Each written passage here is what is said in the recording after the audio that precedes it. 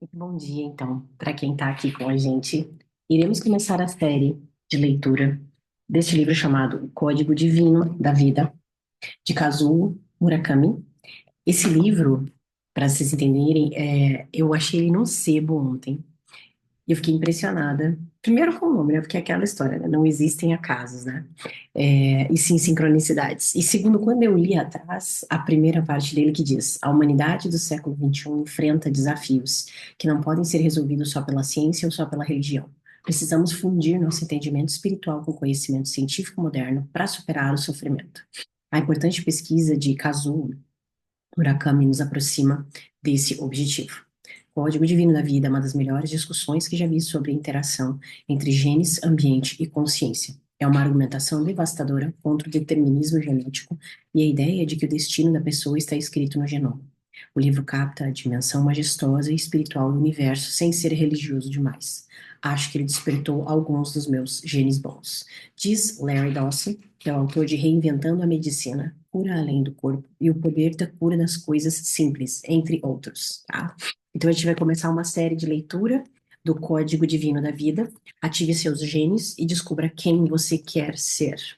Começando então, na primeira página a gente já tem algo maior, apenas algo maior, desse jeito aqui. Sequencialmente, a gente tem a apresentação, então, do autor, que é isso que nós vamos ler hoje, tá? Apresentação ao leitor brasileiro. Convivo com médicos e pesquisadores há muitos anos, e por ser uma pesquisadora inquieta, compreendo o fato de os cientistas serem tão vaidosos e competitivos.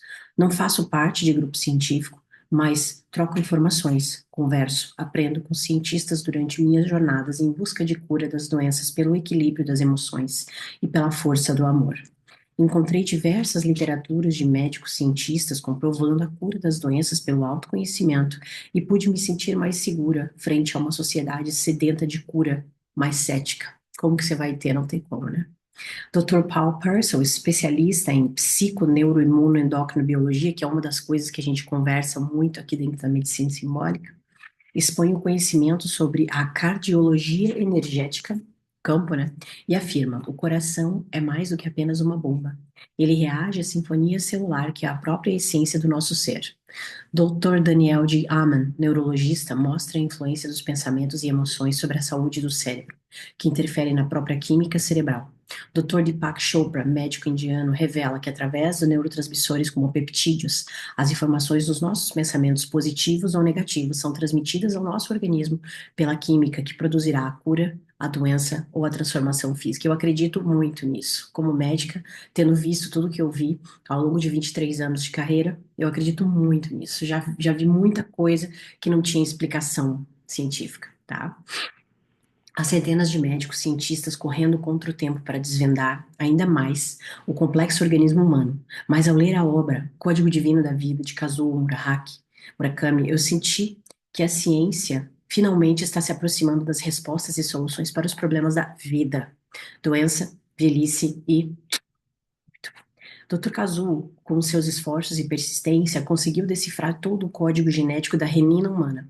Afirma que o gene não envelhece e que possuímos potencial para tudo o que desejamos ser na vida, contanto que haja dedicação e exposição a novos ambientes. Isso é muito verdade, tá? O ambiente nos molda, o ambiente nos adoece ou nos cura. As pessoas que têm uma energia boa ou ruim podem nos curar ou nos adoecer. Afirma que o gene não envelhece, possuímos esse potencial. Acima de tudo, o Dr. Murakami garante que o pensamento positivo influencia e liga o gene positivo, enquanto o pensamento negativo influencia e liga o gene negativo e destrutivo. Em suas pesquisas sobre a influência do riso na ativação de genes, constatou uma estreita relação entre o riso e a redução marcante dos níveis de açúcar no sangue em diabéticos após as refeições. Isso é apenas um exemplo.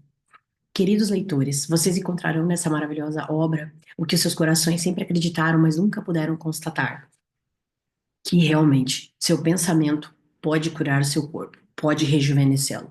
Dr. Kazuo Murakami diz que desejos fervorosos chegam aos céus, mas na verdade chegam mesmo aos genes. Murakami escreveu esta obra de uma forma simples para que todos possam compreender sobre a grande descoberta decodificação do gene humano e compartilhar de sua alegria. Suas histórias das dificuldades para realizar descobertas significativas e a competição entre os cientistas nos revelam a grande responsabilidade que carregam nas costas para alavancar a medicina, a psicologia e todas as áreas que se preocupam em curar vidas. Eu me sinto amparada pelas descobertas de Murakami, porque agora, mais do que antes, tenho convicção plena de que estou no caminho certo com a linguagem do corpo para a cura. Essa médica que faz esse prefácio, ela trabalha com isso, a linguagem do corpo. Para finalizar esse prefácio, quero expor minha opinião quanto aos cientistas. Penso que se todos se unissem com suas descobertas numa grande convenção, eles mesmos chegariam à conclusão de que juntos já descobriram a solução para os problemas da vida, doença, velhice e o nome dela é Cristina Cairo, autora do best-seller Linguagem do Corpo. Então ela trouxe o prefácio e agora a gente começa o livro, né? Aos meus leitores. Do Kazuo, esse pesquisador japonês que conseguiu provar a influência do pensamento positivo nos genes do nosso corpo, né? Da gente entender que o nosso corpo responde àquilo que a gente pensa diretamente. E ainda mais o que a gente materializa, né? Se a gente fala, a gente está materializando algo da mente, um pensamento. E as palavras têm poder, como a gente sempre fala, tá? Então, aos meus leitores. Em outubro de 2004, fui convidado com outros 9 cientistas e visionários a participar do debate Diálogos entre Budismo e a Ciência, um encontro bianual promovido em sua residência Dharamsala, Índia. Dalai Lama já havia lido sobre minha pesquisa a respeito da influência do riso na ativação dos genes e demonstrou grande interesse pelo assunto. O ator Richard Gere, outro convidado, também manifestou enorme interesse por minha apresentação. Esse livro aborda quase todos os assuntos discutidos naquele encontro. As pesquisas no campo das ciências naturais estão progredindo de forma rápida e surpreendente, superando até mesmo as expectativas daqueles que atuam nessa área. O genoma humano foi decodificado há poucos anos e agora já dispomos dos meios de conhecimentos necessários para decifrar o corpo humano. Apesar de inicialmente termos acreditado que ao decifrar o código genético entenderíamos o mistério da vida, torna-se cada vez mais evidente que a vida não é algo tão simples. Quanto mais estudamos uma única célula sequer, mais nos damos conta de que sua complexidade. Eu faço pesquisa na área de ciências naturais há mais de 40 anos, sendo que nos últimos 20 dediquei-me mais à pesquisa genética. O objetivo desse livro é transmitir inspiração, surpresa e maravilhamento evocados tanto em mim quanto o conteúdo pelo processo dessa pesquisa e, ao mesmo tempo, compartilhar com você a maneira de aplicar algumas dessas percepções na sua própria vida. Há 2 assuntos em particular que gostaria de dividir com você. O primeiro deles é a surpreendente descoberta de que nossos genes não são imutáveis, mas se alteram em resposta a diversos fatores. Epigenética, né, gente? Quando as pessoas no mundo culpam os pais por suas inaptidões, como, por exemplo, inabilidade nos esportes, é certo que a hereditariedade influencia características e habilidades individuais. No entanto, apesar de nossos traços serem transmitidos geneticamente, nossos genes são equipados com um mecanismo em liga-desliga, os telômeros, né? A prática regular de exercícios, por exemplo, ativa genes benéficos, aumentando o tônus muscular e aprimorando a saúde, além de simultaneamente desativar genes prejudiciais. O meio ambiente também pode ser responsável pela ativação desse mecanismo. De acordo com as minhas pesquisas e experiências pessoais, Dr. Muraki, né, a exposição a um ambiente diferente pode estimular genes benéficos, liberando nosso potencial. Ainda mais surpreendente é o fato desse mecanismo liga-desliga poder ser acionado por uma atitude mental.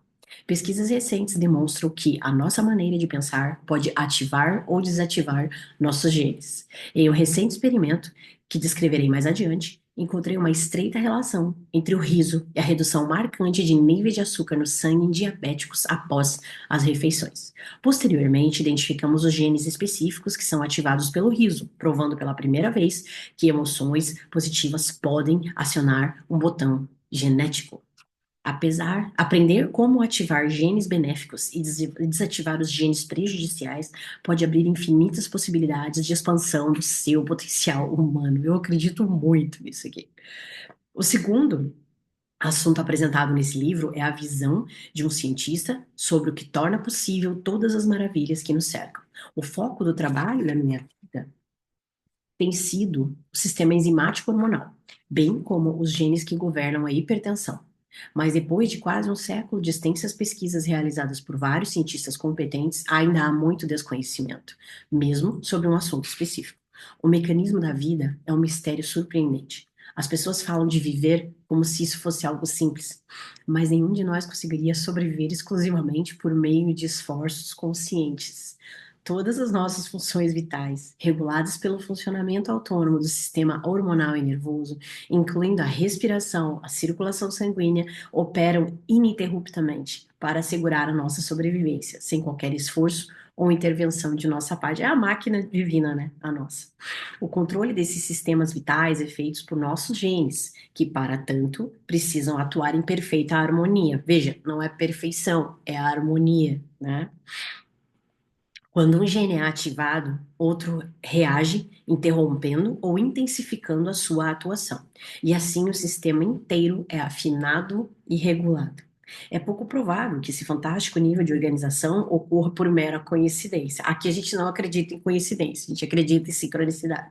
Deve haver algo maior que seja responsável pela harmonia existente no mundo. Alguns falam de Deus, mas como cientista, prefiro denominá-lo algo maior.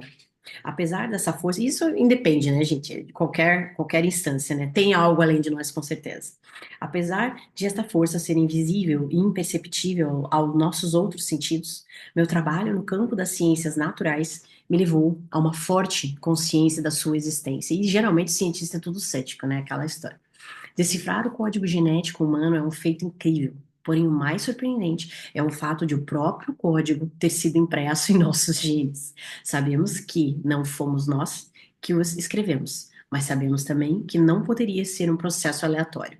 O código genético, cujo conteúdo equivale ao volume de milhares de livros, está contido no espaço minúsculo de uma célula. É menor que uma célula, né? Um núcleo, né?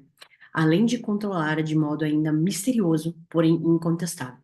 Faz parte da natureza humana tentar desvendar o desconhecido e entender o incompreensível. Isso é maravilhoso, né? A curiosidade humana. O que há de novo? É o refrão dos cientistas que demonstram que o destino da ciência é desenvolver-se. Enquanto existir curiosidade, esse progresso não terá fim. Novos avanços e descobertas, especialmente no campo das ciências naturais, produzem resultados imediatos, como o desenvolvimento de novas tecnologias, o aperfeiçoamento de técnicas de reprodução animal e a produção de novos medicamentos. Mas tais avanços também podem ter consequências desastrosas, uma vez que tanto a ciência quanto a tecnologia podem ser facilmente manipuladas para satisfazer interesses econômicos e ambições pessoais. Isso a gente já está cansado de saber, né? Enquanto não encontrarmos uma forma de controlar esses instintos do ser humano, a ciência será sempre uma faca de dois gumes. A questão principal em relação aos clones humanos não se refere à tecnologia propriamente dita, mas à ambição humana. Até onde devemos ir? É correto criarmos uma cópia física de nós mesmos simplesmente porque assim o desejamos? Embora a ciência e tecnologia tenham tornado essa façanha possível, cabe às pessoas decidir se querem ou não fazê-lo. Infelizmente, sabemos que tais decisões podem ser tomadas com base em interesses egoístas. Mas não devemos ser arrogantes. Ao invés disso, devemos nos lembrar que a vida, inclusive a nossa, é um presente de algo maior, né? De Deus, e não fruto da criação, a ambição humana. Sempre, você fala isso, né, gente? Estar vivo é um presente, né? Viver é um presente. Precisamos desenvolver em nós o discernimento e o respeito para sermos capazes de nos conter e evitar transgredir as leis naturais, as leis herméticas que a gente tanto fala por aqui. Mesmo que isso seja tecnicamente possível. Porém, o autocontrole baseado somente na ética não é suficiente.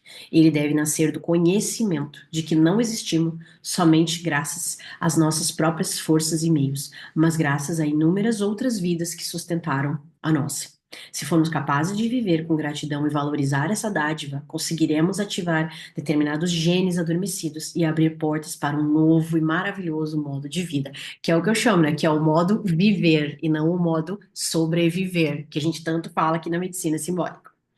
Como fundador do Institute for the Study of the Mind-Gene Relationship, estou trabalhando em um projeto cujo objetivo é provar a hipótese de que a felicidade, a alegria, a inspiração, a gratidão e a oração podem ativar os genes benéficos. O resultado do experimento relativo ao riso é a nossa primeira descoberta.